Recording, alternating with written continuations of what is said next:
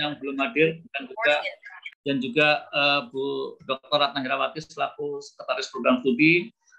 Tentunya saya akan mengawali dengan Bismillahirrahmanirrahim. Assalamualaikum warahmatullahi wabarakatuh. Waalaikumsalam warahmatullahi wabarakatuh. Ya.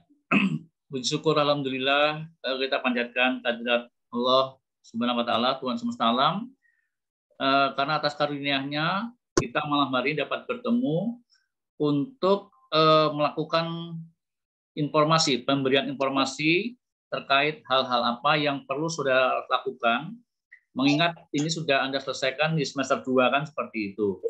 Sehingga harapan kami di semester 3 ini tugas berat Anda adalah bagaimana nanti mulai menyusun proposal, itu kemudian seminar hasil dan juga tesis, ya. Dan satu lagi tentunya jurnal, ya, jurnal sebagai syarat untuk kelulusan dari program magister hukum, ya.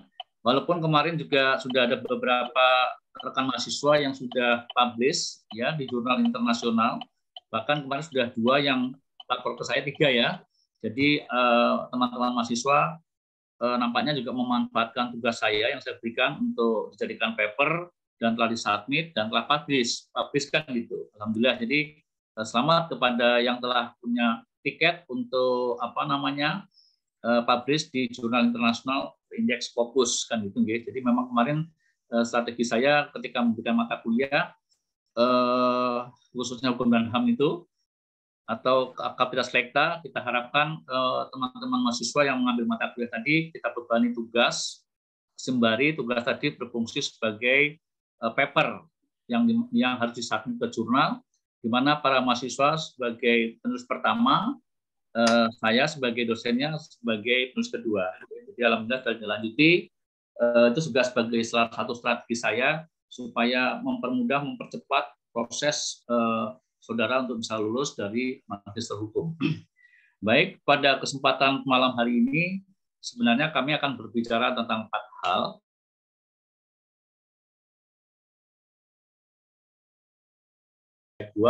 Jadi paling tidak nanti kita jelaskan aja langsung ke pembuatan tesis kan, bagaimana syarat dan prosedur mekanisme ketika dimulai dari pengajuan judul kan gitu ya. Setelah judul disetujui, kemudian Bapak Ibu saudara sekalian tentunya berproses untuk membuat proposal tesis kan seperti itu, proposal tesis ya.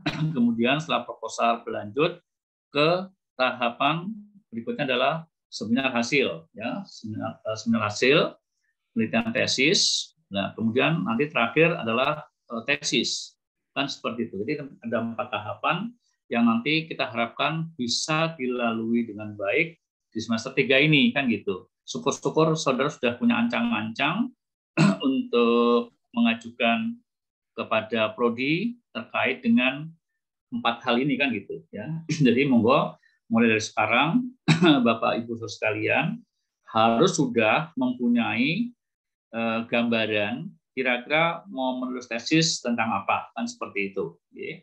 Sesuai dengan bidang kajiannya. Jadi nanti kalau yang teman-teman dari PHP carilah judul tesis yang terkait dengan PHP. Hukum ketatanegaraan juga terkait dengan ketenagaan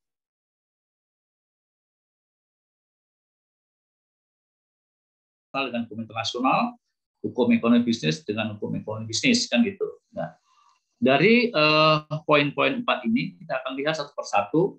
Harapannya nanti juga Bapak Ibu bisa nanti minta sama Mas Wati atau mungkin mengcopy di sini ya. Kita lihat aja nanti kita kalau masih ada waktu untuk menjawab. Yang pertama kita pengajuan judul. Apa sih syaratnya pengajuan judul kan gitu. Oke, jadi ini langsung aja Mas ke berikutnya. Oh ini ada izin minta share, nanti kita share ya. Jadi bisa, nah ini dikecilkan sedikit bisa Mas, dikecilkan sedikit Mas, ini agak tertutup ya. Bisa. Ya, mungkin syukur-syukur teman-teman bisa melihat semua. Jadi dalam pengajuan judul itu ada beberapa poin yang harus diperhatikan.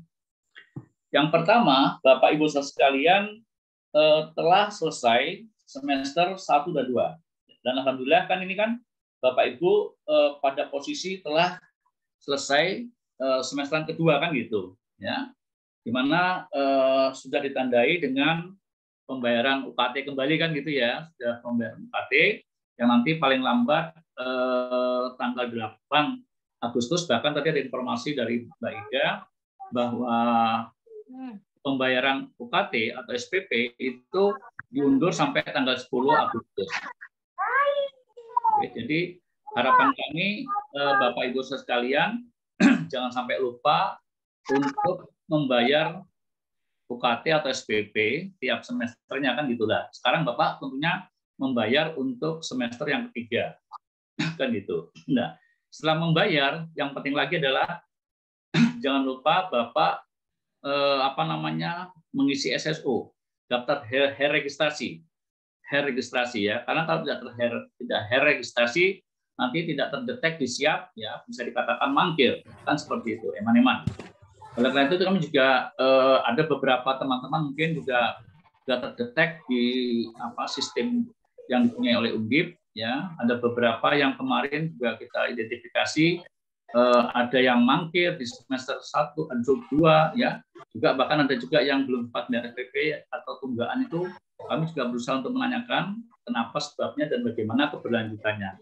Karena sudah ada sistem kalau sampai 2 kali berturut-turut tidak membayar SPP dan tidak registrasi, itu otomatis akan diputus secara langsung secara sistem dengan diuban seperti itu. Kenapa? Habis. Ya puing. Mohon di-mute ya, Bapak Ibu sekalian.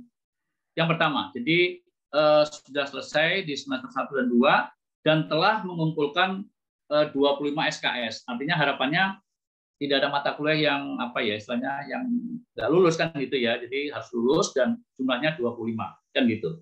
Nah, kemudian yang kedua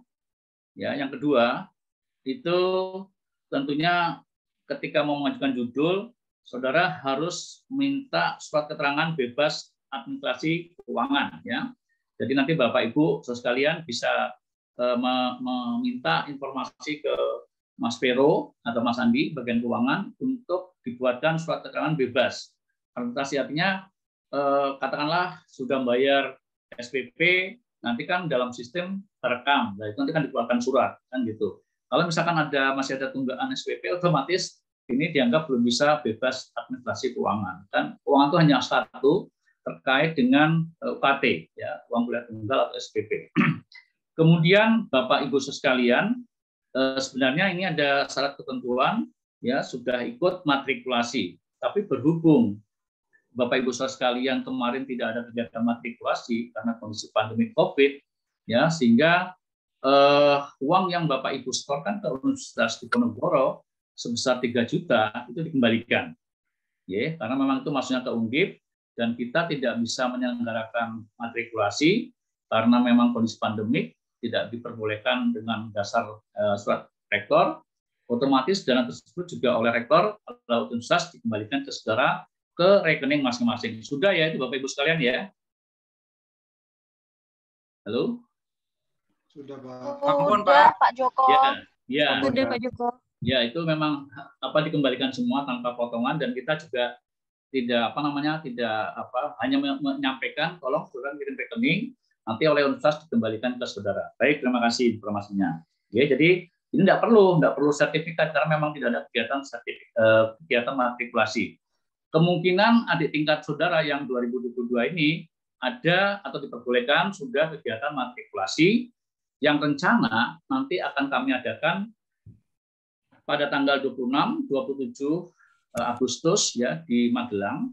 Nah, sekalian ini saya informasikan karena saudara sebagai IMI ya Ikatan Mahasiswa Magister Hukum 2021 yang akan berakhir periodenya di sekitar bulan September, harapan saya nanti pada waktu matrikulasi di Magelang melalui perwakilan IMI, kepengurusan IMI harus melakukan regenerasi untuk terjadi pergantian kepemimpinan dari mahasiswa IMI 2021 ke 2022. Nah, nanti mohon kemarin saya sudah sepakat melalui Pak IMI untuk meminta beberapa orang membantu kegiatan pelaksanaan matrikulasi di Magelang. Kemudian Bapak Ibu sudah ikut juga pelatihan tulisan jurnal ya, kemarin juga sudah diadakan. Nah, itu juga tujuannya sebenarnya pelatihan jurnal itu apa? Memberikan kemudahan, memberikan pengetahuan, knowledge, serta juga soft skill bagi saudara ketika harus menulis jurnal.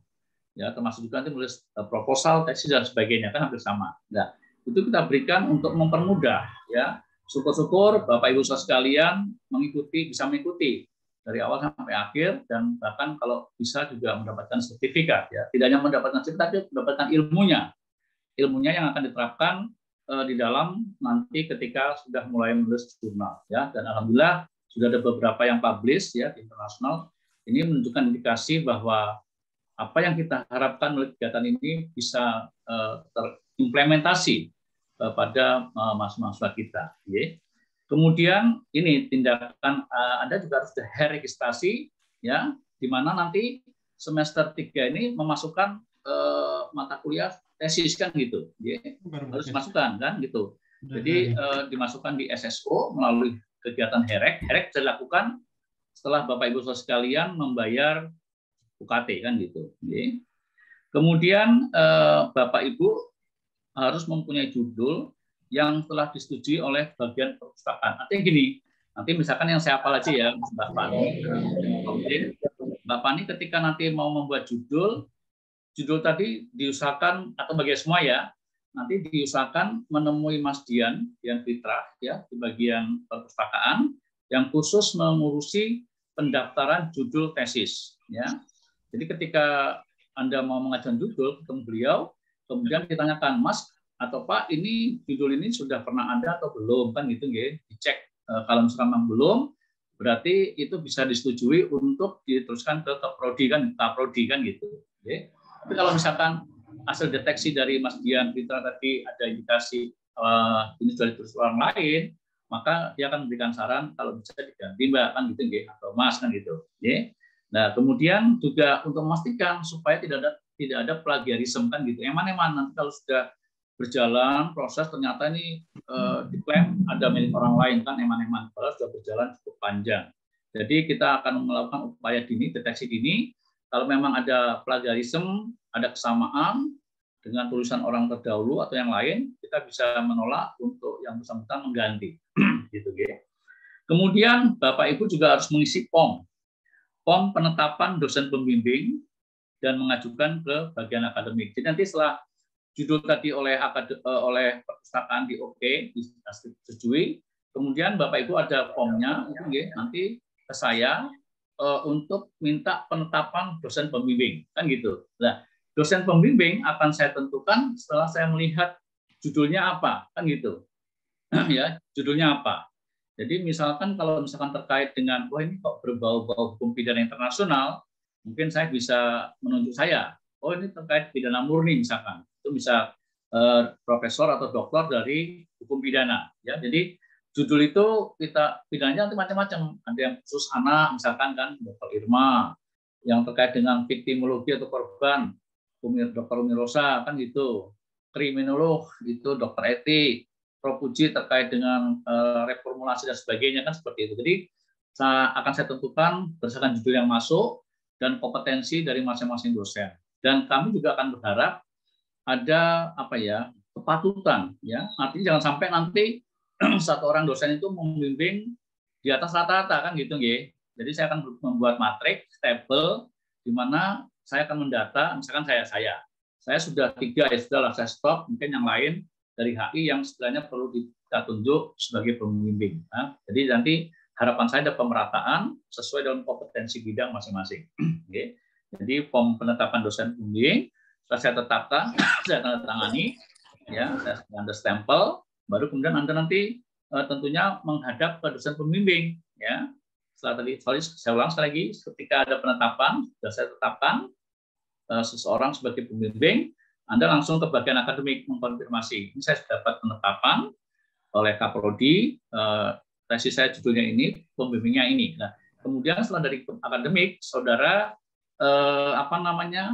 menghubungi dosen pembimbing kan gitu, menyampaikan informasi bahwa Prof atau dokter oleh Prodi ditunjuk sebagai pembimbing saya terkait dengan tulisan proposal tesis saya yang ini kan gitu ya. Jadi bagaimana membangun komunikasi yang baik antara mahasiswa dengan dosen pembimbingnya.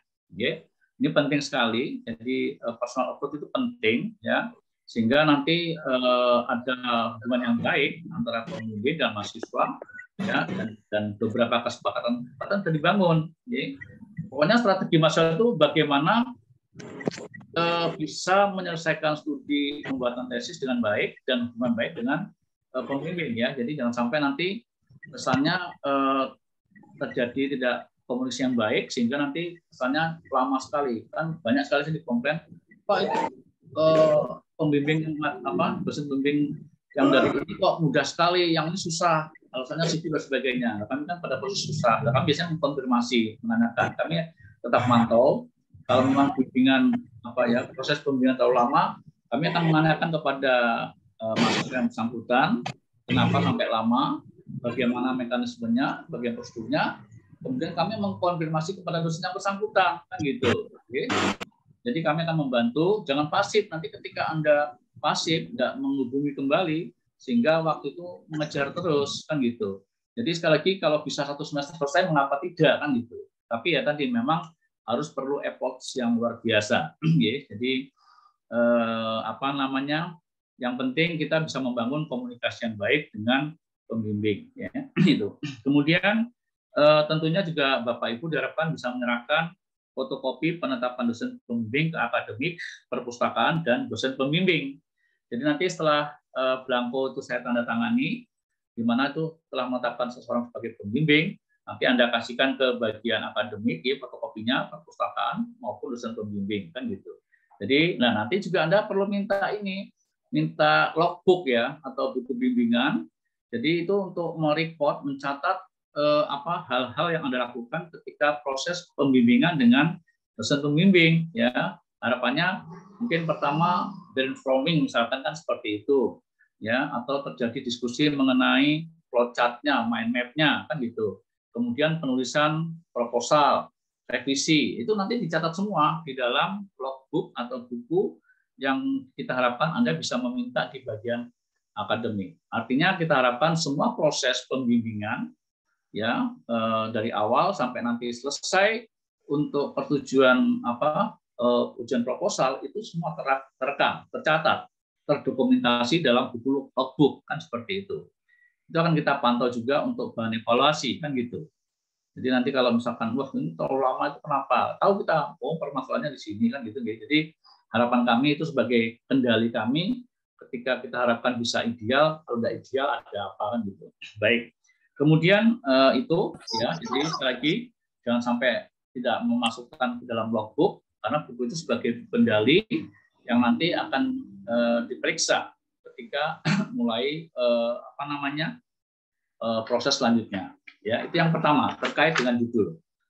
Setelah judul selesai kan, otomatis Bapak Ibu kan berproses dengan pembimbing kan gitu, ya, sampai nanti akhirnya menghasilkan suatu karya yang namanya proposal tesis. Proposal tesis itu tentunya juga Anda nanti bisa melihat di dalam buku pedoman, ya, atau buku panduan bagaimana format penulisan proposal tesis, ya, apa-apa saja yang harus ada di dalam proposal tesis, ya. Kemudian juga bagaimana teknik penulisan, ya. Jadi itu semua nanti ada, silakan nanti bisa berhubungan dengan bagian akademik. Syukur-syukur juga sudah diupload di web S2 Undip kan gitu. Karena ini sebagai pedoman acuan kan gitu ya. Maksud juga nanti berbagai hal teknis lainnya juga ada di situ. Nah, kemudian ketika kita masuk ke tahap berikutnya, langsung ke ujian proposal kan gitu. Jadi cepat lambatnya pembuatan proposal sangat tergantung dengan bagaimana hubungan baik yang bisa Anda bangun dengan pembimbing kan gitu ya. Jadi ya memang terkadang kesannya wah Pak, ya kalau pembimbingan itu mudah banget, gampang ya, mungkin itu juga tidak terlepas dari berbagai faktor kan gitu ya. Tapi paling tidak kita juga bisa melihat dari monitoring logbook yang Bapak Ibu buat. Ya. Yang pertama, ketika Bapak Ibu ingin mendaftarkan ujian proposal, maka ada beberapa syarat, checklist istilahnya, nanti checklistnya juga kita berikan, paling tidak itu sebagai pedoman Anda. ya ketika nanti mau ujian proposal, checklist apa yang harus dipenuhi. Nah, ini pertama, Bapak Ibu harus mengisi form instrumen monitoring proposal tesis ya. Jadi nanti monitoring tadi sebagai indikator untuk melihat ya bagaimana proses awal dari proses pembimbingan proposal sampai akhir kan gitu. Jadi ini kita perlukan untuk apa ya parameter ya sebagai alat ukur apakah proses pembimbingan berjalan baik atau tidak ya. Itu sebelum nanti ditandatangani oleh Kaprodi. Jadi nanti kami akan memberikan tanda tangan. Jadi kita minta diisi. Anda mengisi, kemudian kalau sudah dikoreksi oleh Busek Prodi, kemudian minta tanda tangan ke Kaprodi, kan seperti itu. Kemudian tentunya naskah proposal saudara itu sudah ditandatangani oleh dosen pembimbing, kan gitu. Mungkin katakanlah setelah 4-5 kali bimbingan, 4 kali bimbingan, ya, atau mungkin kalau katakanlah anaknya super cerdas atau cukup baik, cukup menguasai, bisa jadi bimbingan itu tidak lama. Ya, kalau saya memang bimbingan itu biasanya pertama kita brainstorming, kemudian kita minta flowchart-nya, ya, flowchart alurnya, kemudian referensinya, ya, kemudian cara penulisannya perhatikan, bisa cepat karena sudah terlihat background-nya, sudah terlihat rangkanya kan gitu. Tinggal nanti mengisi buku-buku referensi yang relevan untuk diuraikan di dalam pembahasan dan sebagainya. Gitu ya. Nah, jadi macam-macam tipikal seorang dosen ketika melakukan pembimbingan kan gitu. Lebih-lebih kalau orang sibuk itu sebenarnya sibuk itu juga bukan berarti memperlambat mahasiswa kan gitu ya. Jadi prinsipnya ya kita memberikan keseimbangan pada mahasiswa. Jangan sampai kesibukan tadi menyebabkan mahasiswa akhirnya terhambat selesai yang semestinya bisa 3 semester mungkin menjadi 5 dan sebagainya atau 6 kan kasihan kan gitu ya. Jadi tapi ya mahasiswa juga harus menyampaikan ke kami, tetapi jangan mengada-ngada dan menunda-tunda. Pernah suatu ketika kami juga cerita, yaitu juga terkait dengan dosen pembimbing dari hukum pemberantasan pidana kan gitu. Nah itu mahasiswanya tahu-tahu lapor saya, Pak, saya ingin ganti dosen pembimbing. Nah kenapa? Dia beralasan A, B, C, D, E dan sebagainya gitu. Oke siap. Nah, terus kemudian saya konfirmasi ke dosennya. Nah, ternyata dosennya hafal. Oh, anak itu. Lah, anak itu gini, Pak Joko izin menyampaikan. Ini kan tesis, ya. Tesis itu paling tidak kan ada istilahnya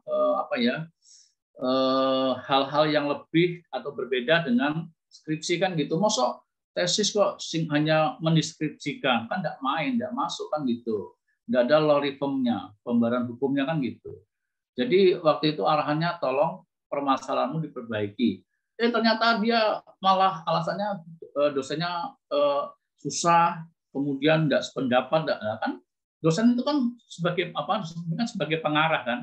Saya pikir ternyata memang masuk akal dosen mengatakan ini tesis Pak Joko masalahnya kan gitu. Nah ini dia permasalahannya, maksudnya hanya deskripsi kan saya tidak mau, mintanya jangan kalau deskripsinya S1, S2 paling tidak ada analisis kan seperti itu. Lah akhirnya setelah saya anukan dia jinjo anaknya kan takut kan, akhirnya tetap minta ganti tetap akhirnya ganti judul, ganti pembimbing ya. Tapi artinya kan kita menyimpulkan masa juga tidak fair kan seperti itu, tidak fair kan seperti itu ya. Jadi tidak perlu mengadu ke Kaprodi kecuali memang sudah effort mentok dan ada hal-hal yang memang perlu kita luruskan untuk agar persoalan tidak berkepanjangan dan masalah juga cepat luruskan gitu ya. Jadi itu sampai ya mungkin Anda yang dari PHP paham ya, dosen pidana memang sibuk-sibuk dan super sibuk lah gitu ya. Tapi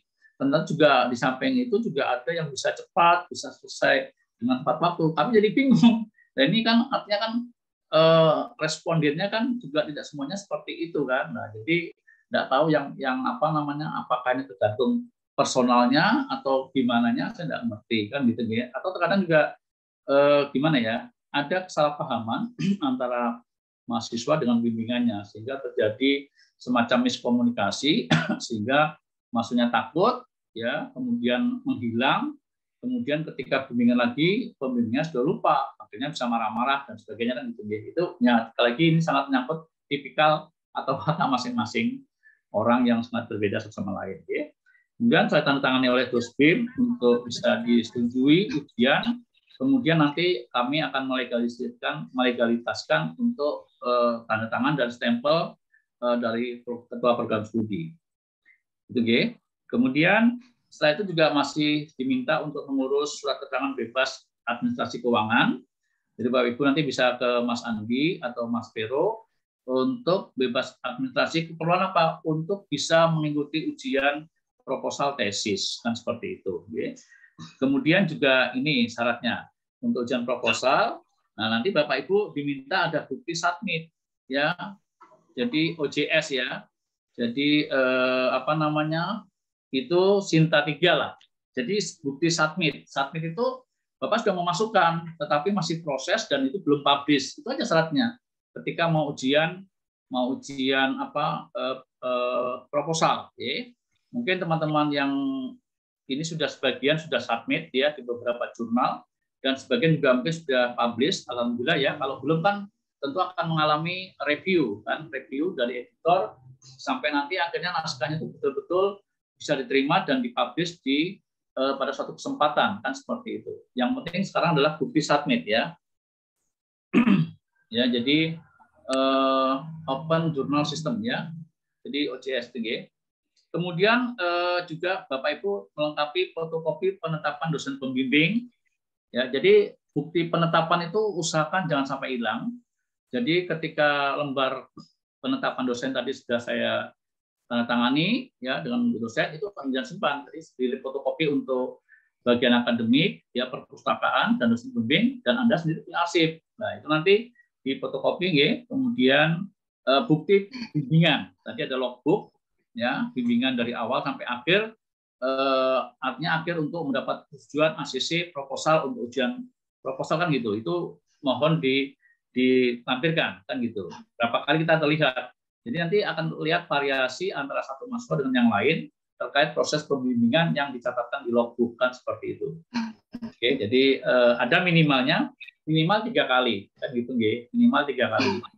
Ya maksimalnya nggak dibatasi, tapi jangan sampai banyak-banyak kan, masuk bimbingan proposal aja sampai 50 kali misalkan. Wah, ini kan apa yang dibimbing itu kan gitu, apa yang terjadi revisi dan sebagainya kan itu. Paling nggak minimal 3, mungkin maksimalnya 5 atau 6 gitu, seperti itu. Kemudian fotokopi KTM ya, kartu tanda mahasiswa sudah punya semua. Kemudian sertifikat TOEFL. Nah ini di sini disyaratkan 475 ya. 475 sertifikat TOEFL Anda bisa memperoleh di CEU ya, Service English Unit di Fakultas Ilmu Budaya ya, atau mungkin tempat-tempat lain yang memang diperbolehkan ya, sepanjang itu apa namanya ya, diakui keabsahannya kan seperti itu. Yang pokoknya minimal 475 sertifikat TOEFL-nya, ya. Kemudian soft copy-nya dijilid warna hijau. Jadi nanti proposal itu warnanya hijau. Jadi nanti ada perbedaan warna antara proposal untuk seminar hasil dan tesis berbeda-beda. Ya, khusus untuk proposal warnanya hijau, dibuat rangkap 4 itu jika 1 pembimbing, ya. Dibuat rangkap 5 jika pembimbingnya 2 orang. Ya, kita kecenderungannya hanya 1 pembimbing ya, 1 pembimbing.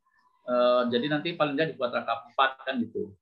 Rangkap 4 itu termasuk nanti itu arsip kan gitu. Ini 4 atau 5. Sekali lagi kalau 4 itu berarti kalau hanya saudara dibimbing oleh 1 orang dosen pembimbing. Kalau 5 berarti Anda dibimbing oleh 2 orang. Tidak apa-apa kalau Anda mendaki 2 kita bisa memenuhi kan. Biasanya kita 1, tapi kalau Anda Pak izin kami ingin menambah 1 pembimbing boleh. Oh boleh, dengan senang hati kan gitu. Jadi biar nanti Anda mungkin mendapatkan kekuasaan ilmu dalam menuliskan tesis kan gitu. Kemudian tentunya Anda diharapkan juga mendaftar ujian di bagian akademik ya. Jadi setelah tertentu tadi kemudian mendaftarkan, ini saya mau mendaftarkan apa namanya ujian proposal kan gitu. Nanti kemudian setelah daftar oleh akademik akan dijadwalkan ya, akan diminta melengkapi persyaratan, kemudian hasil judatan tadi kemudian kita kirimkan kepada dosen yang kita telah tunjuk untuk sebagai penguji yang diharapkan bisa ujian pada tanggal, jam, tempat yang sudah ditentukan. Ya, kita berharap bisa ujian itu majelis kan gitu ya. Tapi kalau ada sesuatu hal yang tidak dapat dilaksanakan secara majelis, mungkin bisa diatur sesuai kesepakatan kan gitu. Oke, jadi nanti harapannya juga ini ada nilainya ya, Bapak Ibu untuk ujian. Nah kalau bisa hasil ujian tadi segera ditindaklanjuti, katakanlah ada revisi ya atau perbaikan-perbaikan. Nah, tentunya kalau Anda proposal nanti perbaikannya di di SHP-nya kan gitu ya, di SHP-nya, dan tidak ada ujian perbaikan proposal ya, kecuali memang ada indikasi tulisan tadi katakanlah plagiat atau ada penguji yang bisa membuktikan bahwa tulisan Anda ini tidak patut dan sebagainya, nanti bisa kita buktikan. Kalau memang iya, kita bisa membatalkan atau menggugurkan pelaksanaan ujian tadi kan gitu. Tapi selama ini belum pernah ada, mudah-mudahan tidak ya. Kemudian soft file dikirim ke web tesis mh ya .undip gmail.com itu nanti dikirim soft filenya ke situ untuk pendokumentasian. Itu terkait dengan ujian proposal. Kemudian kita masuk ke ujian penelitian tesis ya. Hasil penelitian tesis atau HTP ya, HPT ya, hasil penelitian tesis. Bapak Ibu sekalian, ini masih di semester 3. Harapan kami ya mungkin selama satu semester itu kita bagi untuk 3 kegiatan, proposal, SHP, dan tesis kan gitu. Nah, untuk bisa melaksanakan ujian tesis, ya kira-kira Anda bertanya berapa lama kalau misalkan ujian dari proposal ke ujian SHP kan gitu. Ya itu sebenarnya sangat tergantung dari kesiapan bagaimana Anda akan memperoleh data di lapangan dan kemudian siap untuk melakukan analisis dengan menggunakan berbagai teori atau asas yang terkait kan gitu ya. Makanya memang orang kuliah itu kita harus pakai strategi ya. Strategi itu macam-macam, mungkin bahan sudah terkumpul semua, atau kita ketika merancang suatu tulisan proposal itu sudah punya gambaran, misalnya asumsinya. Jadi permasalahan ini jawabannya seperti, jadi kita ada gambaran. Nah, nanti tinggal melihat fakta-fakta di lapangan, hasil penelitian di lapangan, yang itu menjadi hasil penelitian, kan gitu. Satu, Bapak Ibu harus sudah lulus ujian proposal tesis, kan gitu. Kalau proposal tesis belum lulus, otomatis tidak bisa ujian tahap berikutnya. Kemudian yang kedua, di dalam format hasil penelitian. Jadi sekali lagi nanti juga proposal juga ada formatnya, SHP juga ada formatnya kan gitu. Nanti silakan diunduh di web, ada yang MIH kan gitu. Kemudian hasil penelitian ini kita harapkan ada 3 bab ya, bab 1 sampai bab 3. Ya, jadi nanti bab 1 sampai bab 3 itu paling tidak sudah disetujui oleh dosen pembimbing ya. Dosen pembimbing ya, pembimbing saudara. Kemudian diuraikan lebih lanjut bahwa bab 1 dan bab 2 itu maksimal 10 halaman. Jadi untuk SHP ini nggak perlu 100 halaman. Mungkin naskah sudah Anda susun 100 halaman kan gitu atau 100 lebih lah. Tapi untuk keperluan SHP nanti cukup 50 halaman aja kan gitu nggih. Jadi perinciannya bab 1 bab 2 itu 10 halaman. Bagaimana Anda meringkas ya. Bab 1 mungkin latar belakang pendahuluan dan sebagainya, kemudian bab 2 perangkat tunjangan pustaka gitu diringkas menjadi 10 halaman. Nah, kemudian bab 3-nya ini yang penting ya. Bab 3-nya itu hasil penelitian tuh maksimal 40 halaman ya. Jadi memang kita batasi seperti itu, tetapi 40 halaman itu mampu menggambarkan hasil penelitian dan pembahasan kan seperti itu. Ya. Kemudian dijilid short cover warna biru ya. Jadi kalau tadi proposal itu warnanya merah ya. Itu hijau. Kalau ini warnanya biru ya. Dijilid warna biru ya. Warna biru untuk seminar hasil penelitian ya. Dibuat rangkap 4 atau 5. Sekali lagi kalau rangkap 4 berarti 1 pembimbing. Kalau dibuat rangkap 5 berarti proposal tadi atau SHP tadi dibimbing oleh 2 orang pembimbing ya, dosen pembimbing. Kemudian juga masih sama, ada fotokopi KTM ya. Kemudian penetapan dosen pembimbing dan bukti pembimbingan ya. Kalau tadi proposal 3 kali, mungkin ini minimal untuk SHP 5 kali ya. Minimal 5 kali proses pembimbingan. Nah, di logbook tadi juga disebutkan 5 kali itu apa saja kan gitu ya. Mungkin terkait dengan data yang diperoleh, kemudian konsultasi, perbaikan data, atau penambahan data lapangan terkait ini kan gitu. Atau mungkin berikutnya adalah terkait konsultasi teori yang digunakan untuk menganalisis. Nah, kemudian yang terakhir persetujuan dosen terkait dengan penulisan SHP-nya kan gitu. Jadi bisa 5 kali itu Anda isi, Anda mintakan tanda tangan ya setiap kali bimbingan dituliskan apa yang dibimbingkan, apa yang dikonsultasikan, kemudian minta dosen yang bersangkutan tanda tangan di kolom tersebut di sebelah kanan kan gitu. Itu minimal 5 kali proses pembimbingan. Oke, dan itu terdokumentasi. Kemudian Anda diminta karena nanti akan ujian SHP, Anda minta dibuat untuk membuat PPT ya, PowerPoint ya, PowerPoint ini juga kita tentukan ya, jadi paling enggak 9 slide aja lah ya. Jadi namanya PowerPoint enggak usah banyak-banyak, yang penting nanti bagaimana mengkomunikasikan melalui oral terhadap poin-poin yang Anda buat dalam waktu yang singkat kan gitu ya. Jadi 9 slide itu cukup lah. Latar belakang mungkin 1 halaman ya, permasalahan 1 halaman, teori 1 halaman, metodologi 1 halaman, kemudian hasilnya 6 halaman. Seperti itu kurang lebihnya ya. Jadi dibuat rangkap 4 atau 5 juga. Gitu, oke. Kemudian nah ini yang penting lagi adalah nanti diharapkan itu diturnitin ya, diturnitin oleh Mas Dian di bagian perpustakaan ya. Sampai pada batas tertentu yang diatur ya, dan 30% atau 20% kan gitu nggih.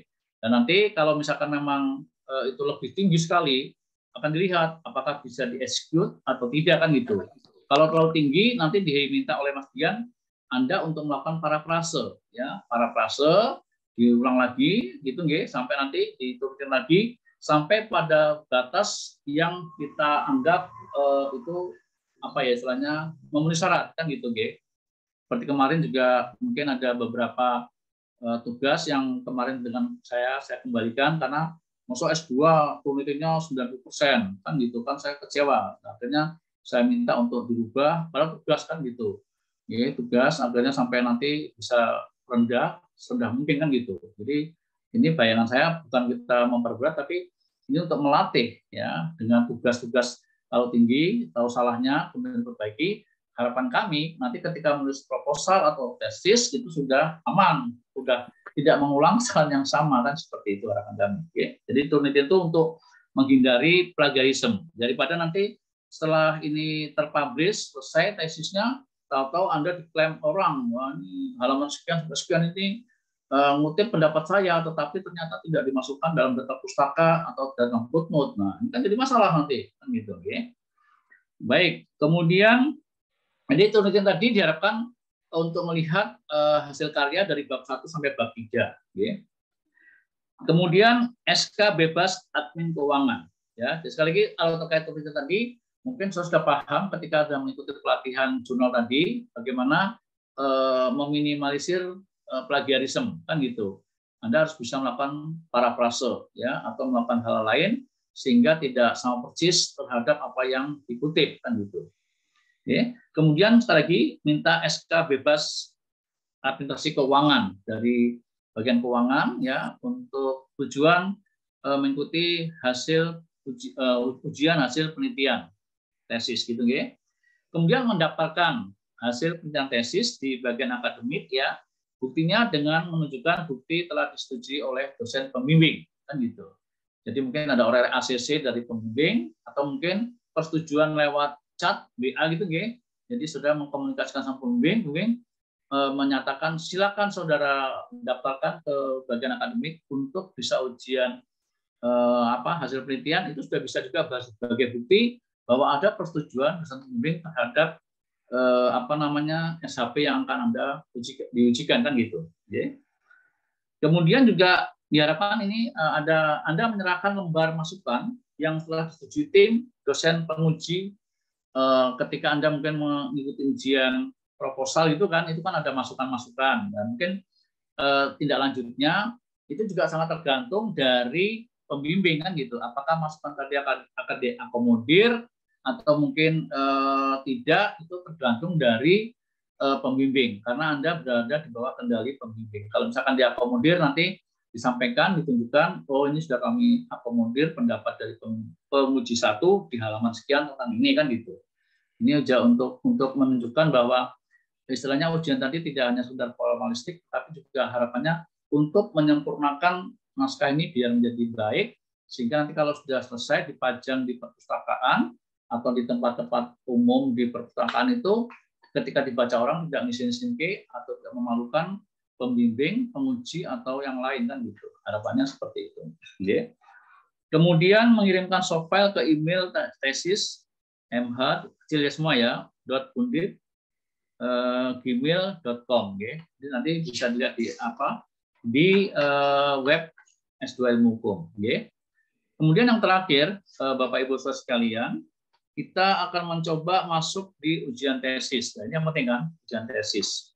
Jadi sekali lagi, 3 kegiatan ini saya harapkan bagaimana Anda memanage bisa selesai dalam 1 semester. Okay. Ini ada yang bertanya itu ngacukan jari kenapa? Roberto. Oh iya Pak Joko, kalau berkenan saya izin bertanya Pak. Sebentar guys, tak selesaikan dulu Ya, guys. Pak. Nggak apa-apa Pak, siap, silakan Ya, Pak. mohon izin dulu ya, mohon izin dulu. Jadi yang terakhir adalah ujian tesis. Ya. Nah di sini untuk ujian tesis tentunya tesis sudah ditantangani dosen pembimbing dan kaprodi. Ya. Jadi nanti untuk dosen pembimbing setuju, lagi bisa membuat ACC di lembar pengesahan itu, atau mungkin melalui chatting. Ya, jadi dosen pembimbing menyatakan, oke, proposalmu tesismu sudah saya setujui untuk diujikan dalam ujian tesis kan gitu. Nah, baru kemudian ke kaprodi untuk minta pengesahan kaprodi ya dan stempel. Kemudian Bapak Ibu juga diminta untuk mengisi form instrumen monitoring tesis sebelum ke kaprodi. Jadi ini hanya untuk kami untuk istilahnya penjaminan mutu kan gitu, bahwa kita ada mekanisme filter lah. Okay. Form itu tujuannya seperti itu. Okay. Kemudian print out hasil Turnitin tahap 1 dan 2. Jadi ini juga menjadi penting. Kita harapkan ada print out hasil dari Turnitin yang dikeluarkan oleh bagian perpustakaan yang dikomandani oleh Pak Dian ya. Kemudian jilid short cover warna merah. Ya, jadi kita ada bedanya ketika proposal, ketika SHP dan ketika tesis ini warnanya merah. Ya. Jangan sampai kebalik-balik. Ya. Ya, itu juga rangkapnya tergantung, kalau 1 pembimbing 4, tapi kalau 2 pembimbing 5. Kemudian Bapak Ibu diharapkan menyerahkan bukti mengumpulkan 2 jurnal ilmiah. Ya. Jadi untuk bisa lulus dari S2 Ilmu Hukum, menyerahkan bukti 2 jurnal ilmiah ya dalam bahasa Indonesia 1 dan 1 bahasa Inggris ya. Jurnal sudah ditandatangani dosen pembimbing dan dijilid cover. Ya. Makanya ini kan susah juga. Jadi kalau tidak diantisipasi sejak dini, memang ini nanti akan menjadi suatu hambatan. Ya, jadi 2 jurnal ini akan menjadi syarat juga. Ya. Kemudian mengirim soft file jurnal ke perpustakaan via email ke jurnal mih.undip@gmail.com. Jadi ini bisa berhubungan dengan Saudara Raden Radityo yang mengurusi jurnal. Dan kami ada 2, jurnal Law Reform dan JPHI ya, Jurnal Pembangunan Hukum Indonesia. Kemudian setelah itu Bapak Ibu mengirim file ya tadi sudah ke jurnal ya. Kemudian mengirim soft file tesis ke email tesis mh.undip@gmail.com ya. Kemudian publish OJS ya. Jurnal sistem itu ya terakreditasi minimal Sinta 3. Itu juga bisa Sinta 3 menjadi syarat kelulusan Bapak Ibu Saudara sekalian ya.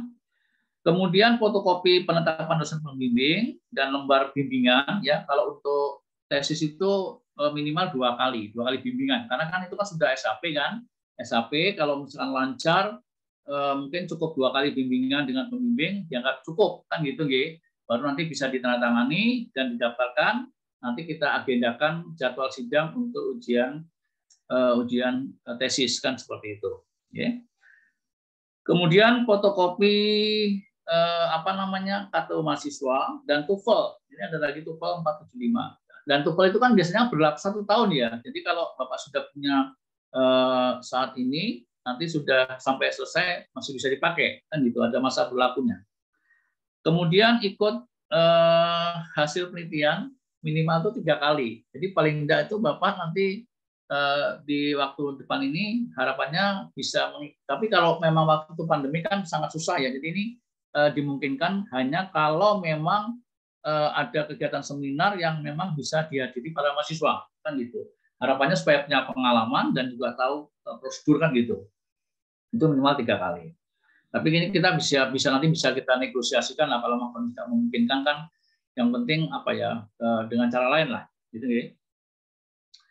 Bapak Ibu Saudara sekalian, kemudian SK bebas pinjam buku dari perpustakaan. Jadi surat keterangan bebas dari perpustakaan, baik perpustakaan Magister Hukum, perpustakaan Fakultas Hukum di Tembalang, maupun perpustakaan di universitas. Itu nanti Bapak Ibu harus minta surat keterangan. Walaupun mungkin tidak pinjam di fakultas atau tidak pinjam di universitas, tapi ini sebagai prasyarat maka harus ada surat keterangan, ya, untuk bisa ujian tesis. Kemudian yang penting lagi, ini Bapak Ibu sumbangan 2 buku ya. Kita harapkan memberikan sumbangan 2 buku ya, utamanya buku-buku hukum yang bagus lah ya, yang bagus yang nanti diharapkan bisa menambah koleksi perpustakaan di Undip, dan ini juga menjadi amal jariah Bapak Ibu kan gitu. Wah, ternyata bukunya bagus-bagus yang diberikan sumbangan mahasiswa dan memberikan manfaatan kepada nanti adik-adik tingkat yang kebetulan membaca dan menjadikan referensi buku Bapak Ibu sebagai rujukannya untuk membuat paper, membuat proposal atau yang lain kan gitu. Insya Allah harapan kita seperti itu. Kemudian mengisi form tracer study ya. Jadi tracer study itu penting untuk apa? Untuk membantu pemeringkatan Undip di tingkat internasional ya. Jadi tracer study itu kan untuk melihat bagaimana lulusan tadi bisa cepat kerja atau karirnya bagus dan sebagainya, itu harapannya melalui tracer study gitu Bapak Ibu. Kemudian memberikan print out kumpulan nilai yang di bagian akademik. Jadi nanti Bapak Ibu bisa meminta print out DKN ya, daftar kumulatif nilai dari semester 1 sampai terakhir. Kira-kira apakah ada yang salah atau tidak kan gitu nggih. Dan yang terakhir menyerahkan lembar masukan ketika ujian yang telah ditandatangani oleh para dosen pembimbing atau penguji. Gitu, okay? Mungkin itu Bapak Ibu sekalian yang bisa saya sampaikan. Kemudian kita saya Bu Ratna sudah ada, Mas? Ya, Assalamualaikum warahmatullahi wabarakatuh. Ya. Selamat malam Pak Joko dan adik-adik teman-teman mahasiswa semuanya. Jadi, mohon izin Bu Dr. Ratna, tadi kami mulai karena sudah cukup Monggo, malam. Pak Joko. Mengingat nanti ada teman-teman yang dari Indonesia Timur itu waktunya lebih dulu 2 jam. Gitu. Oke, nggak apa-apa Pak Joko, monggo. Baik, Bapak Ibu Saudara sekalian, monggo kita akan coba buka sesi tanya jawab. Monggo Pak Lutfi ya. Assalamualaikum Ya, Pak Joko. Ya. Assalamualaikum Bu Ratna. Izin bertanya. Yang pertama Pak, untuk sertifikat pelatihan penulisan jurnal itu ada di materi yang disampaikan sama Bapak pertama kali. Itu kita dapatnya dari mana ya Pak? Itu pertanyaan yang pertama. Ya. Terus bukti submit OJS Sinta itu tadi itu ada dua jurnal ya Pak ya. Yang terakhir itu pada waktu pembahasan ujian tesis itu Pak ada 2 jurnal Pak. Ya. Apakah dua-duanya itu harus submit Pak? Harus publish gitu. Ya. Terus pertanyaan selanjutnya tadi ada poin bukti bimbingan Pak. Ada bukti bimbingan yang waktu pertama yaitu 3 sama yang waktu yang lembar ketiga pembahasan Pak Joko itu 5 kali. 5 kali bimbingan. Itu apakah kita bikin format sendiri dengan dokumentasi sendiri atau ada format yang bisa kita ambil dari akademik, Pak? Iya. Gitu. Terus kemudian Turnitin yang untuk prosesi tesis ini berapa persen sih, Pak? Maksimalnya atau kewajarannya gitu, Pak? Iya. Gitu. Terus selanjutnya sertifikat TOEFL SEU dari Undip itu, Pak, izin itu kalau saya cek punya saya itu berlakunya 2 tahun, Pak. Oh, 2 tahun, ya. 2 tahun. Itu saya waktu mau daftar ke S2 itu saya tes dulu di belakang itu di SEU itu saya cek di kiri bawah itu 2 tahun, Pak. Iya. Ya, itu aja sih Pak. Mungkin Pak pertanyaan saya. Terima kasih. Baik Pak Lutfi Roberto, ya izin ya. Jadi untuk sertifikat jurnal, kemarin kan kayaknya ada kegiatan pelatihan ya Bu Ratna ya? Ada Pak Joko yang kita pernah diskusikan dulu itu. Itu sertifikatnya sedang proses ya? Itu nanti bisa saya sampaikan sama Mas Vero dulu Pak Joko. Oh gitu ya, baik Pak. Jadi itu kita memang akan memberikan sertifikat Pak, karena juga kita mendasarkan pada kehadiran tanda tangan dan sebagainya Pak, sehingga memang sertifikat tadi untuk menunjukkan bahwa mereka telah mendapatkan suatu pelatihan jurnal dengan materi-materi yang ada tertera dalam sertifikat. Seperti itu Pak Lobet. Yang pertama ya. Yang kedua, bukti submit OJS itu kan untuk ketika proposal kan Pak gitu kan. Tapi nanti endingnya itu ketika Bapak sudah mau ujian tesis itu harus sudah publish Pak, sudah publish. Makanya kan kita di awal-awal itu kan mungkin kalau pas mata kuliah saya itu kan saya kasih tugas dengan harapan ke jurnal itu kan supaya kita tulis start lah kan, seperti itu kan, karena kita tahu bahwa penulisan jurnal itu kan tidak mudah, memakan waktu lah Pak, kan gitu, tidak mungkin 1 minggu kan gitu, mungkin berbulan-bulan kan gitu. Nah, makanya ini kan kita siasati dengan pemberian tugas atau mungkin kita informasikan sejak awal. Monggo kalau misalkan di semester 1 atau semester 2 sudah mulai nulis, itu alhamdulillah paling tidak sudah punya tiket kan, seperti itu. Jadi paling tidak maka kita memfasilitasi juga di tempat kita ada jurnal 2 jurnal. Alhamdulillah sudah Sinta 2 ya. Itu di Lorifem dan JBHI. Tetapi tidak tertutup kemungkinan Bapak Ibu bisa juga mensubmitkan di tempat lain sepanjang minimal Sinta 3. Kan seperti itu Pak. Ya, seperti 3. Tapi sekali lagi memang jurnal-jurnal itu sekarang semua berbayar nih, berbayar. Cuma ya tidak terlalu mahal lah, paling maksimal kisaran 1 juta sampai 1,5 juta, atau mungkin maksimal 2 juta kan gitu, tergantung dari reputasi jurnal kan gitu. Kalau Sintanya semakin tinggi, otomatis semakin mahal kan gitu, semakin mahal. Lebih-lebih yang internasional ya, internasional itu mahal ya, sampai mungkin 6 juta atau apa. Tapi ya tergantung, kalau internasional ada Q1, Q2, Q3 dan Q4 kan gitu. Paling mahal Q1. Seperti itu Pak Roberto. Kemudian bukti apa ini? Bukti Turnitin. Bukti bimbingan. Nah, bukti bimbingan itu nanti ada logbooknya Pak, atau apa namanya, Bapak bisa mengakses atau meminta di bagian akademik, sehingga nanti ada standarisasi. Paling tidak kan ada nomor, kemudian tanggal, substansi materinya apa, kemudian tanda tangan pembimbing, kan seperti itu. Harapannya itu buku-bukti bimbingan tadi kita akan melihat bagaimana proses pembimbingan antara dosen, mahasiswa dan dosen, kemudian substansinya apa saja dan berapa lama kan gitu Pak. Jadi kita nanti harapannya ada semacam logbook yang bisa dikeluarkan oleh akademik sehingga terjadi keseragaman Pak. Ya, seperti itu. Jadi tadi saya katakan mungkin kalau di yang satu tadi untuk proposal minimal 3 kali gitu kan, itu hanya sebagai panduan, harapannya seperti itu. Mungkin bisa lebih dari 3 atau mungkin katakanlah mungkin di bawah 3 sepanjang itu memang betul-betul istimewa lah, misalkan seperti itu Pak. Jadi itu hanya sebagai pedoman kita untuk melihat bahwa ada proses dan juga ada komunikasi 2 arah antara mahasiswa dengan pembimbing yang tercermin atau tergambar dalam logbook yang kita harapkan nanti menjadi dokumen terkait proses belajar mengajar dalam penulisan tesis hingga ujian tesis gitu. Dan yang ketiga, untuk Turnitin itu 25% 30 Bu ya? Bu Ratna? 30% Pak Joko. Oh, baik, terima kasih 30% Pak Lutfi. Jadi ketentuan yang berlaku di Magister Ilmu Hukum 30% itu ya cukup bagus lah ya. Artinya untuk tataran S2 itu segitu itu ya sudah lumayan lah kan gitu ya. Syukur-syukur ya bisa lebih rendah lagi. Tapi kalau maksimal 30% itu batas toleransi kita. Kemudian untuk sertifikat TOEFL memang setahu saya itu 1 tahun, tapi kalau memang punya Pak Roberto itu 2 tahun dari SU, ya kita lihat legalitasnya kalau memang 2 tahun ya kita bisa gunakan itu Pak. Itu Pak Roberto.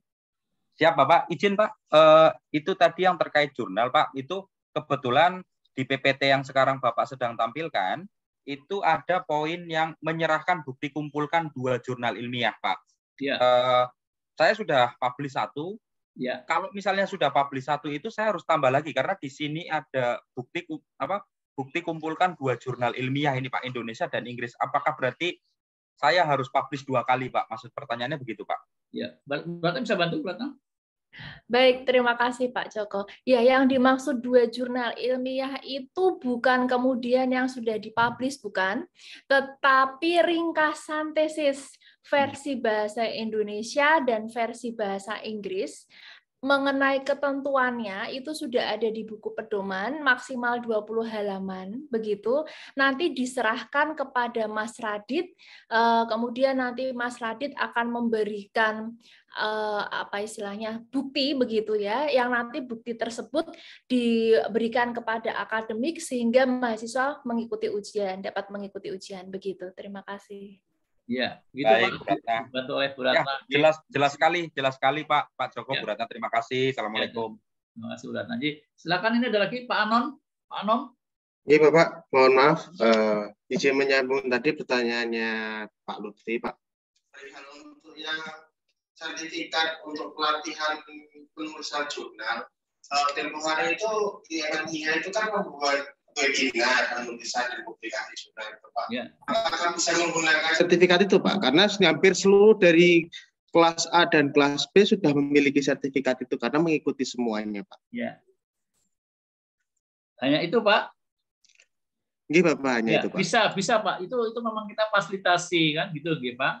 Harapannya kan dengan sertifikat tadi kan harapannya semua mahasiswa memanfaatkan fasilitas yang kita berikan kan gitu, Pak. Eman-eman kan gitu, Pak. Karena itu memberikan kemanfaatan teknik penulisan kan gitu, terutama ya harapan kami dengan memberikan sertifikat tadi itu sebagai syarat sehingga mau tidak mau dimanfaatkan gitu, kecuali memang ada uzur yang tidak bisa dihindarkan sehingga itu apa boleh buat. Tapi kalau misalkan tidak ada uzur, tidak ada kegiatan yang menghalangi, silakan ikut kan gitu, Pak. Karena ini kan kita upayakan untuk panjenengan semua kan gitu, Pak.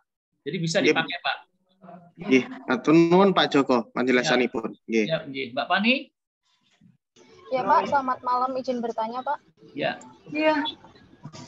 Bapak, itu kan ada beberapa tahapan seperti harus ke Kaprodi, harus ke Perpus, dan lain sebagainya. Nah, kalau untuk teman-teman yang di luar Jawa begitu Pak, apakah bisa melalui via online atau bagaimana Pak teknisnya? Terima kasih.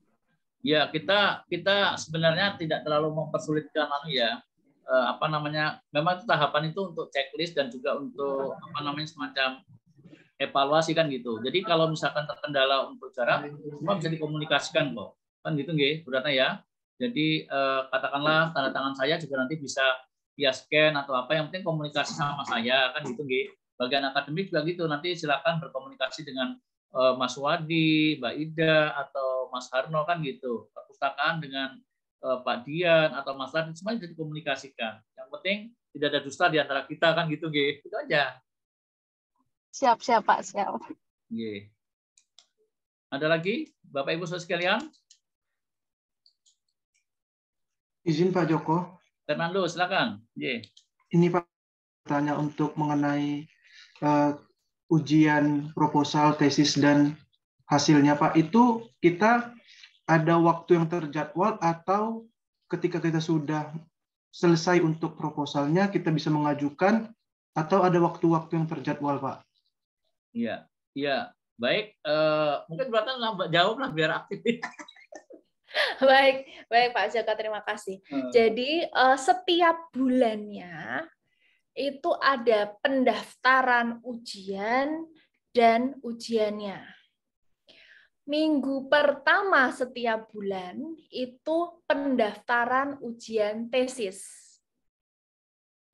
Kemudian ujian tesisnya pada minggu kedua. Ya, itu ujian tesis dulu. Kemudian minggu kedua tiap bulannya pendaftaran ujian hasil penelitian. Kemudian ujian hasil penelitiannya ada pada minggu ketiga.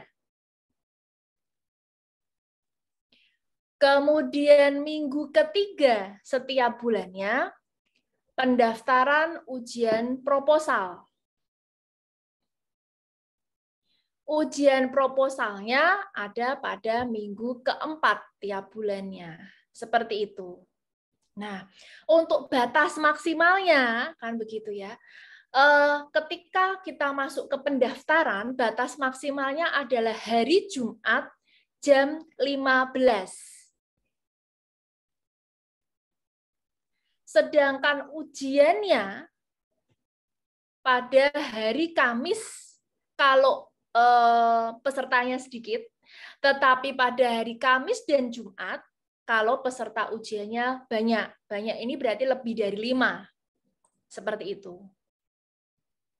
Ya. Ada yang mau ditanyakan barangkali kalau belum jelas? Fernando, gimana penjelasan Bu Ratna untuk tahapan-tahapan tadi? Iya Pak, lagi mencatat Pak tadi Pak. Oh, catat. Iya Pak. Nah, catatkan apa? Betul. Penting perlu itu. diulang? Iya, perlu diulang. Kalau bisa diulang, Bu Ratna. Boleh Bu Ratna. Oke, baik. Saya ulang kembali ya. Baik. Karena ini penting juga kan Bu. Oke, ya. Ini ujian dilaksanakan tiap bulan. Yang pertama, ya, ujian tesis. Harusnya tahapannya kan proposal, hasil penelitian, kemudian tesis. Tetapi ujiannya dibalik nih untuk pendaftaran dan ujiannya, ya. Pada minggu pertama pendaftaran ujian tesis. Ujian tesisnya dilaksanakan pada minggu kedua. Kemudian minggu kedua pendaftaran ujian hasil penelitian. Pendaftarannya dulu. Kemudian ujian hasil penelitiannya di minggu ketiga. Kemudian pendaftaran ujian proposal pada minggu ketiga. Ujian proposalnya dilaksanakan pada minggu keempat. Nah, ini kita laksanakan setiap bulan.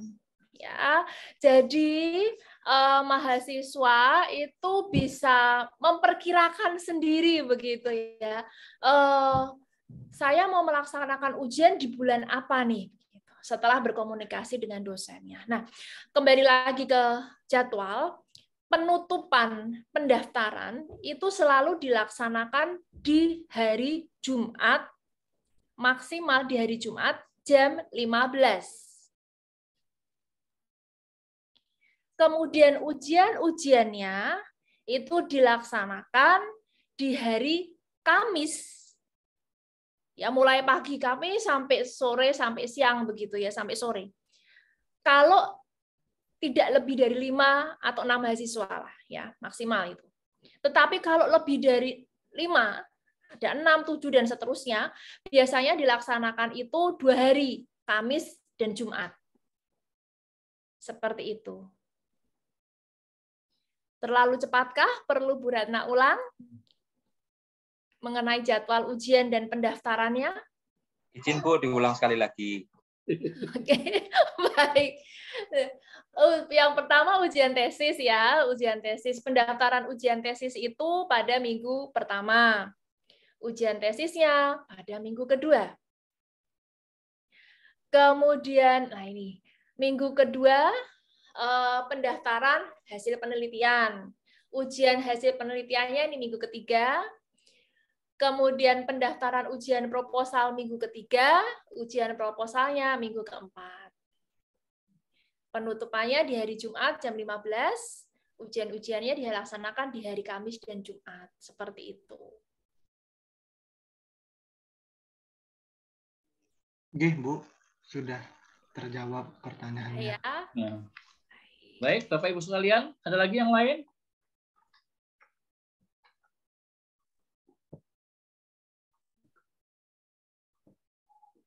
Baik, mungkin saya mohon izin Bapak, Andi ya, Muhammad Galib. Ya. Saya cuma mau menegaskan menanyakan ini mungkin apa saya tadi terlewat untuk syarat publikasi jurnal yang minimal Sinta 3 tadi Bapak. Iya. Itu ketika kita misalnya publikasi ke jurnal yang minimal Sinta 3 atau mungkin Sinta 2 itu, ya. Apakah kita harus bersama dengan salah satu dosen di MIH, di Undip, atau seperti apa Bapak? Ya. Dan kemudian yang kedua, kalau semisal kan memang katanya kayak seperti yang Bapak sampaikan tadi kan, proses dari kita submit tulisan ke jurnal sampai publikasikan memang agak lama Pak. Itu kalau semisal kita submit misalnya 2 tulisan ke 2 jurnal yang berbeda, tetapi ketika untuk maju ujian proposal itu kita menyertakan bukti sudah submit ke jurnal A misalnya, tetapi ketika untuk tesis itu kita melampirkan misalnya publikasi di jurnal B, itu apa bisa atau harus konsisten Bapak? Mungkin seperti itu. Terima kasih. Baik, terima kasih Mas Andi Muhammad Galib. Jadi seyogjanya memang Anda sebagai dosen pertama dan menggandeng dosen yang berkontribusi terhadap tulisan saudara kan gitu. Bisa dosen pembimbingnya, atau mungkin dosen yang memang mengajar di S2 Ilmu Hukum, atau dosen Fakultas Hukum kan gitu. Ini kita berharap memberikan simbiosis terhadap perankingan, karena ini juga menjadi indikator penilaian perankingan universitas dan fakultas kan gitu. Sehingga nanti harapannya jangan hanya paper-paper yang publish di jurnal nasional internasional tadi tidak mencantumkan nama dosen kan gitu. Itu esensialnya seperti itu. Jadi harapannya tetap sebagai penulis pertama. Yang penting itu sebagai penulis pertama. Yang kedua, libatkan dosen S2 khususnya atau dosen Fakultas Hukum yang nanti menjadi penulis kedua yang memberikan bimbingan atau arahan terkait dengan materi atau yang lain kan seperti itu. Itu satu. Yang kedua, silakan Anda membuat tulisan lebih dari 1, ya mungkin 2, tetapi berbeda. Ketika itu disubmit ke suatu jurnal, itu harus dengan judul yang berbeda. Jangan sampai satu judul itu disubmit ke 2 jurnal atau lebih. Itu berbahaya.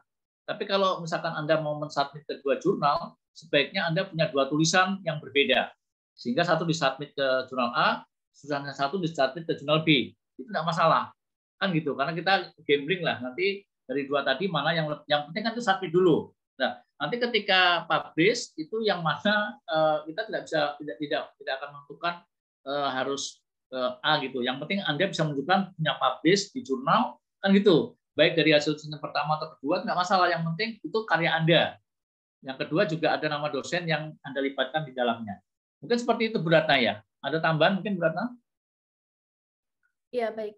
Dikarenakan publikasi jurnal itu juga mendapatkan penilaian di dalam kurikulum, begitu ya, dan juga syarat sebagai ujian proposal kan seperti itu, maka menggunakan jurnal yang memang sudah fix, ya, yang sudah fix.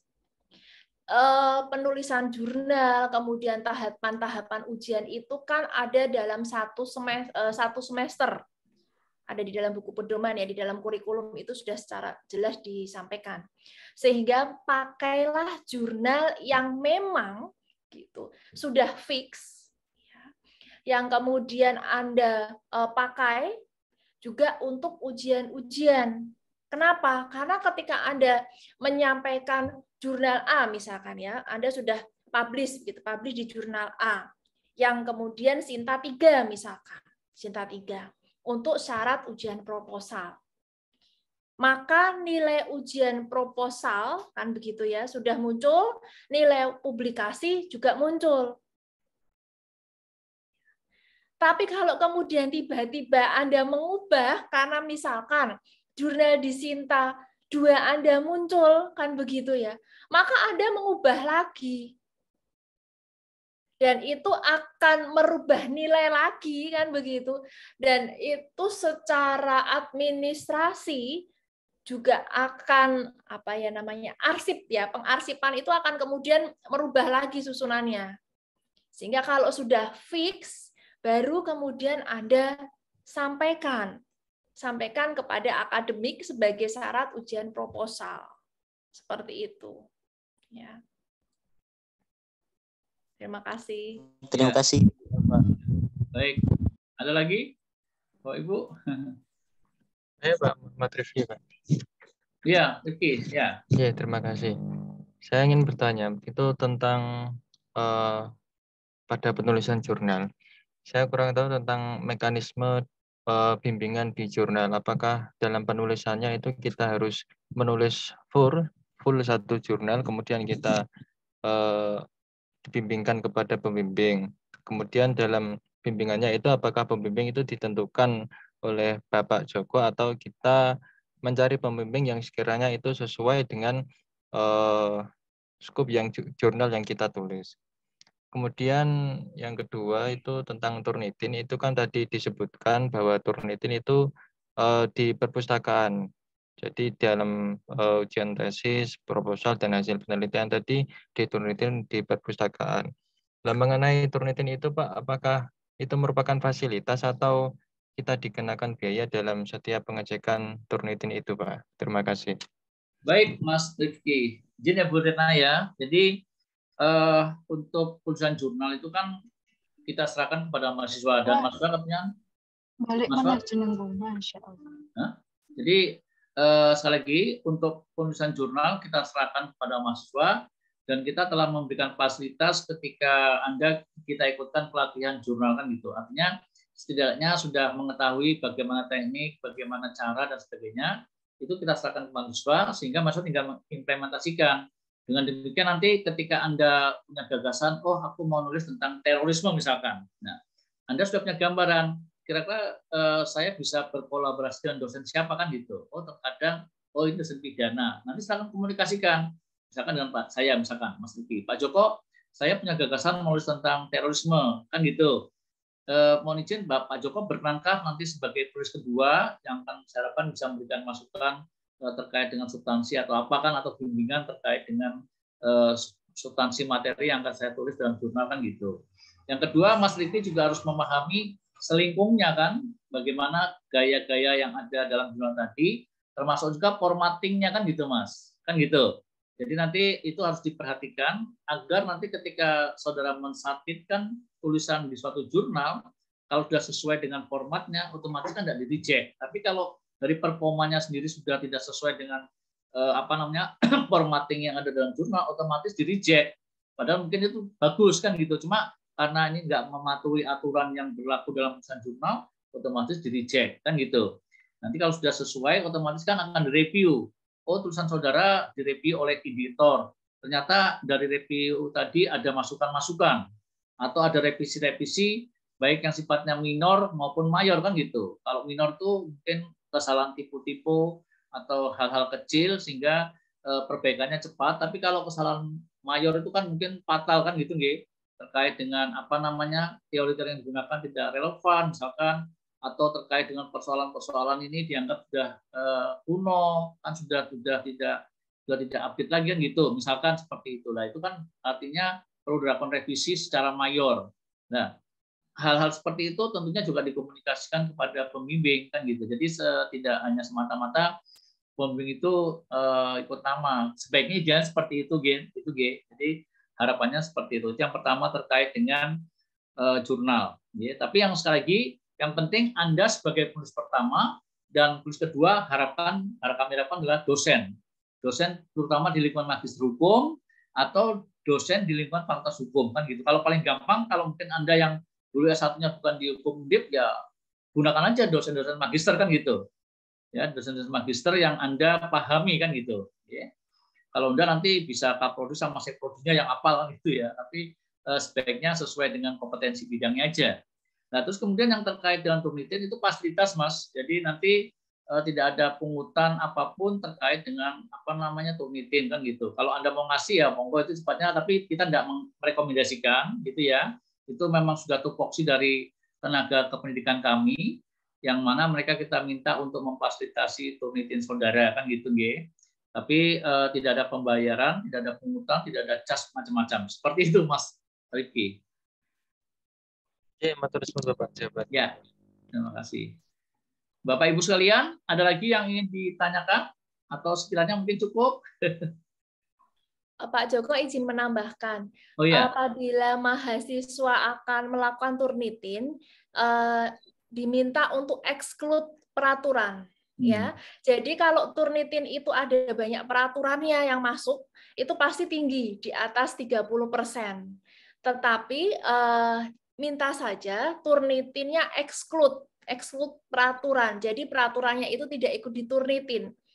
Maka biasanya di bawah 30%. Harusnya kalau memang Bapak, Ibu, Mbak dan Mas yang ada di sini artikel penulisan tesisnya begitu memang benar-benar sesuai dengan aturan yang berlaku, dan kemudian tolong kalau mengutip itu memparafrasekan. Jadi tidak kemudian mengutip dari buku pluk begitu kalimatnya sama persis ditulis copy paste lalu ditempelkan begitu saja di dalam proposal tesis maupun hasil penelitian maupun tesis itu sendiri, tetapi diparafrase sesuai dengan intinya apa, kemudian Anda membahasakan sendiri kalimat tersebut.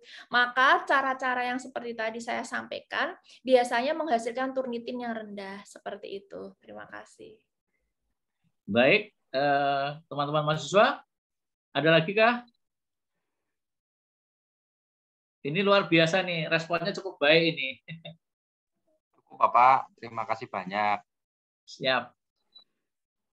Terima kasih Pak Joko. Mungkin cukup Pak. Cukup ya? Iya Bapak, Petur nuwun. Cukup Pak. Baik, Bapak Ibu sekalian yang saya hormati dan saya muliakan, terima kasih atas partisipasinya memanfaatkan momen yang baik ini ya. Ini tidak lain dan tidak bukan hanya untuk memberikan kemudahan bantuan kepada saudara sehingga nanti satu semester ke depan bisa dimanfaatkan semaksimal mungkin, dan semester akhir 3 ini Anda sudah lulus dari program magister hukum kan gitu, tanpa kendala, tanpa kendali dan sebagainya. Kan harapan kami seperti itu. Tidak ada maksud lain dari kami dan Bu Ratna kecuali memberikan yang terbaik bagi Anda semua. Sekali lagi terima kasih. Semoga kita sekalian senantiasa diberikan kesehatan, ya, kemudahan dalam melaksanakan berbagai tugas, kewajiban, serta diberikan kesehatan dan keselamatan dunia akhirat. Terima kasih lagi pada Dr. Ratna, teman-teman mahasiswa, magister hukum, Pak Suwardi yang telah membantu terlaksananya acara pada malam hari ini.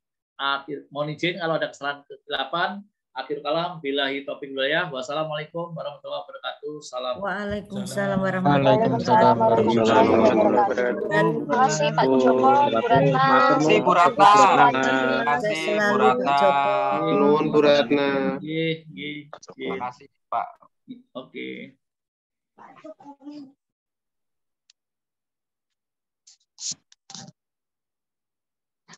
Terima kasih Pak.